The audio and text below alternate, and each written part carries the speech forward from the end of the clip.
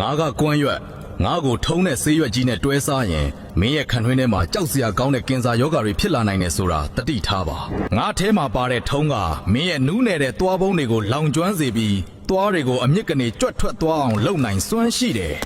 ငါရဲ့ကွမ်းရည်တွေကိုမင်းမျိုးချမိတဲ့အခါမင်းရဲ့အစာအိမ်နိုင်ရန်တွေကိုငါကဒုက္ခပေးပြီးအစာအိမ်နာယောဂါတွေဖြစ်အောင်နှိပ်စက်တော့မှာပါငါတောင်းပန်ပါတယ်ငါကိုစားလိုက်ရင်မင်းရဲ့နှလုံးခုန်နှုံးတွေမြန်လာမယ်သွေးတိုးစေပြီးနှလုံးယောဂါဖြစ်ဖို့ငါကလမ်းခင်းပေးလိုက်တယ်လို့ဖြစ်သွားလိမ့်မယ်ငါကိုစားပါများရင်ငါရဲ့အချုပ်အနှောင်အောက်ကနေမင်းရုံမထွက်နိုင်တော့ဘူးငါမရှိရင်နေလို့မရအောင်ငါကဖမ်းစားထားမှာပါရင်ကျက်ဝေဒနာခံစားနေရသူဆိုရင်ငါကြောင့်ပို့ပြီးအသက်ရှူရခက်ခဲလာမယ်မင်းရဲ့အဆုတ်နဲ့လေးပြောင်းတွေကိုငါကဒုက္ခပေးမှာပါမေမေတို့ကွမ်းစားရင်ဗိုက်ထဲကကလေးလေးရဲ့ဖွံ့ဖြိုးမှုကိုငါကနှောင့်ယှက်ပြီးပေါင်မပြည့်တာနဲ့မွေးရပါချို့ယွင်းချက်တွေဖြစ်စေနိုင်တယ်